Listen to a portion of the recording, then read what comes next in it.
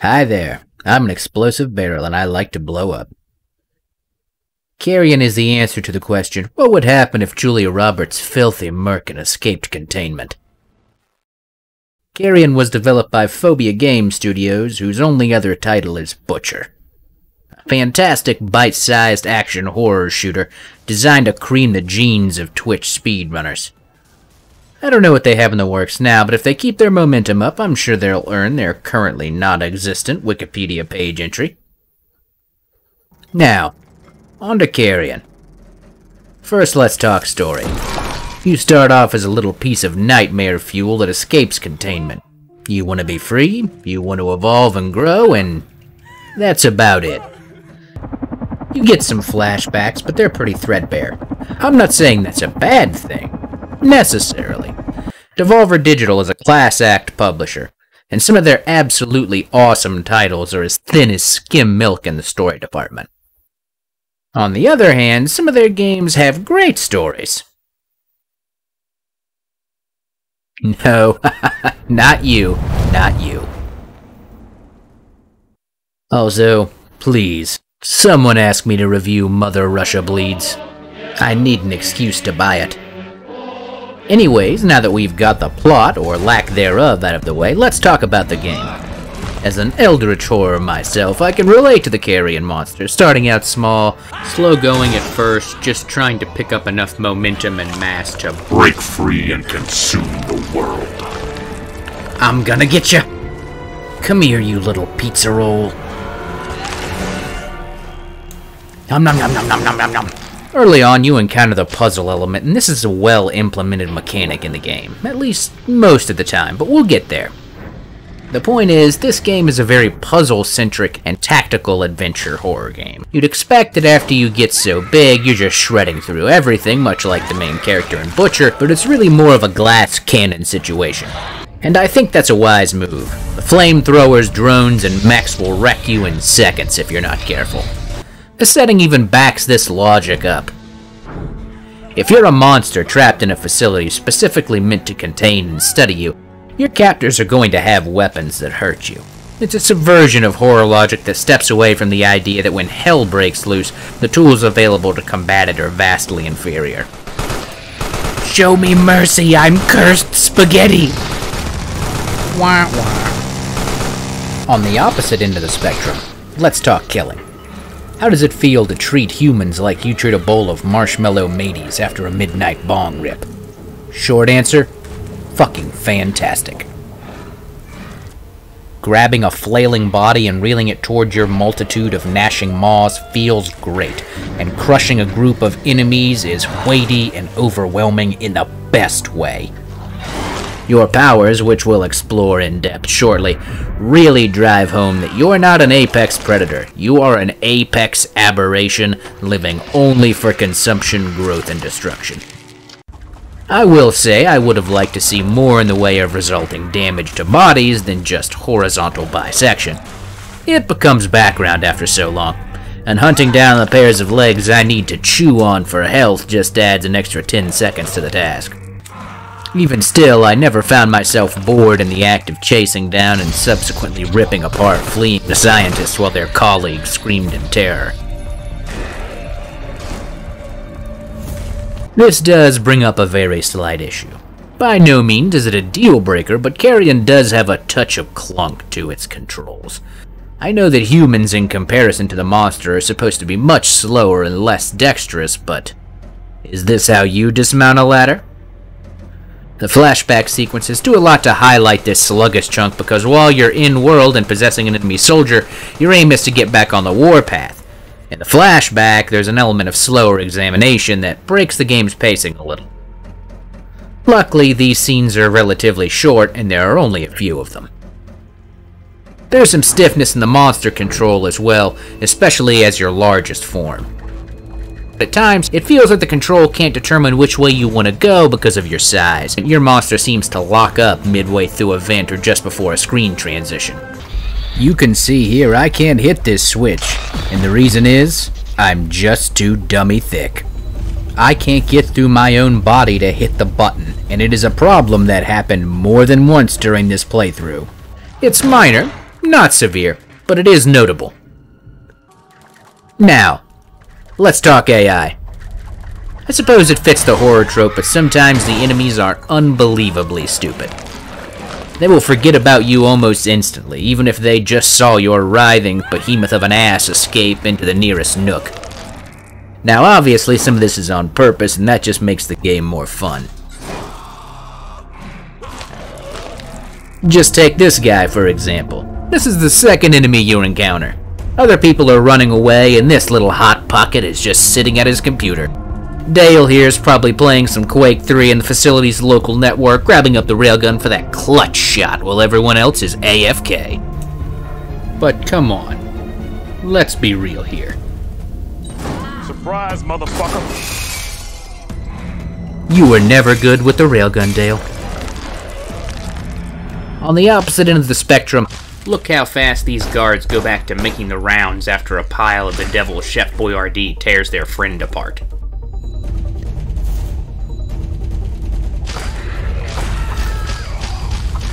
That's just what happens when you give a Starbucks gift card for the company's Secret Santa. I think it's fair to say I'm splitting hairs here, because I did find myself effectively pinned down by the AI a time or two. But I had many more experiences where I'd kill one enemy with a horrific power just to have their buddies start pacing back and forth again a few seconds later if I just held my position. This brings us to the powers. You have a solid roster of abilities. You have the echolocation / roar, the binding web tentacle, invisibility, a ram charge, keratin body spikes, armor, possession, and a massive spiked tentacle barrage. Unfortunately, this leads to Carrion's first real problem, and even more to the point, it's only the front end of the issue. Specific powers are tied to specific forms. Invisibility and web to the smallest form, which I lovingly refer to as Julius Bush. Keratin and ram to medium form, which is Carrot Top's Drainclaw. And armor and tentacle volley to large form, which is the equivalent of Bette Midler's weave in Hocus Pocus. Here's the back end of that problem. Some of those abilities are pushed to the side in favor of their functions as utilities. Carrion kneecaps you to fulfill its puzzle elements. The majority of abilities are implemented as puzzle solvers more than they are as offensive and defensive tools. You have to go into biopools to deposit parts of your mass to downgrade your form to access, well, most areas. Once you go into these areas, you're usually looking at a puzzle element accompanied by either pre-populated enemies or an enemy closet that doubles as a checkpoint. The biggest frustration for me is that some of these areas require multiple screen transitions and/or tedious switch slapping to reach. So if you fail, get ready to run those screens and toggle those switches again, most of which accompany unskippable door-opening animations. Alternatively, you can slither back to the checkpoint after you hit the switches, but before you get locked into the puzzle enemy area, but I wouldn't exactly call a bunch of backtracking riveting. Once you're in those rooms, if they're difficult and you've died a few times, you don't want to run those screens again, so naturally you're going to try and complete that section as fast as possible, and experimenting with the abilities could cost you 2 or 3 extra runs at that route. It just doesn't feel worth it to use another move whenever a sneaky tentacle or an environmental object throw will do the trick. Setting up a cool invisibility kill feels like a hassle compared to using my favorite power, the possession. I know it can't be all the time, but when I have the opportunity to be an enormous, unfathomable monster with incredible flesh-rending abilities, don't make me be a lesser, weaker form. However, when you do have the freedom to use those powers, they are amazing.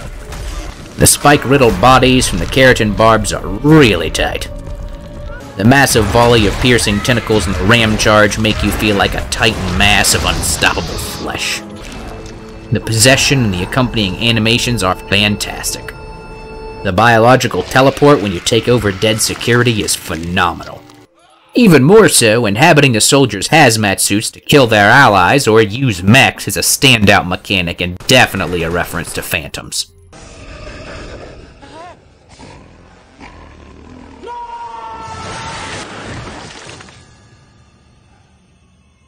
Oh yeah, that's the good stuff. It's very evident that a lot of consideration went into the level design. Many areas, like access shafts and utility corridors, don't feel like they're designed with humanoid traversal in mind, and that's great. I like the atmosphere that the environment provided by way of letting me snake through utility nooks and around tight, constricting corners that no human could navigate without special gear. The atmosphere itself is a large part of what sells the game. Almost every area aside from the overworld feels oppressive and claustrophobic. The lighting feels at once dirty and unique, like Madonna. The use of color, blues and greens, reds and pinks, really stand out on the deteriorating background, like Madonna. Now this leads me to the biggest problem in the game, and it's something that makes me wanna Blow up. If you intend to play this game in multiple sessions, you had better remember which direction you came from and where you need to head next, because so many of the areas are too fucking similar. Remember I mentioned an overworld earlier? Well, if you want all the upgrades and the goddamn achievement that comes with them, you had better strap in for some really confusing backtracking from that hub, because there's no fucking map. Made a big circle smashing down completely needless wooden pillars because in an accidental backtrack I thought these obstacles were important, when in fact I was just wasting my time. Part of this is due to my own dumbassery. I see that, and acknowledge it. But unlike most reviews where everything looks neatly ordered, I have no shame in admitting I get excited. I want to kill, I want to roam, and I want to progress. I don't rush, but I do get frantic when I'm having fun. Nothing shatters fun faster than getting lost. Even the in-game exit is problematic in this sense.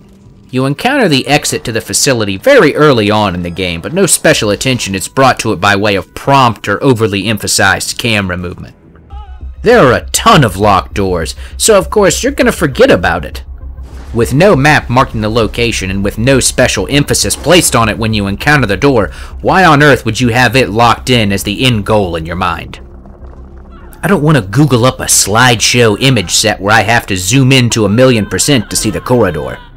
I guess I'll accidentally alternate between image slides until I finally give up and save them. I love alt-tabbing out of a game every minute and a half while depositing those biomasses to solve puzzle obstacles I passed 2 hours ago and forgot about.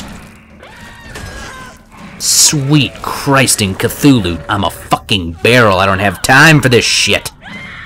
Plus, unless I am absolutely housing a game, I like to play blind. It's fun. We're having fun here. Okay, it's cool. It's a small thing. I am a tempered barrel, resistant to bullshit. Seriously though, minor nitpicking rages aside, let's answer the most important question. Is Carrion good? Hell yes. It is brutal, gory, atmospheric, and fun. That's why I'm the umpteenth entity reviewing the damn thing. However, it does have some flaws, and I hadn't heard them talked about before. I'm not the type of eldritch horror to ignore them, but I'm also not going to throw the fish baby out with the Innsmouth bathwater. There are a ton of people dying for a Carrion sequel, and I think Phobia Games Studio should get the shot to make it. Personally, I'd like to see them take the next logical step and emerge from behind the isolative feeling set up by Lovecraft and Carpenter.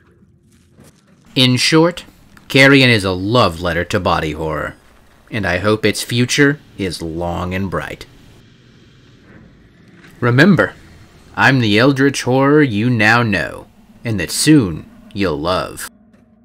If you want to worship at the altar of the barrel, like, subscribe, And don't forget to hit that bell.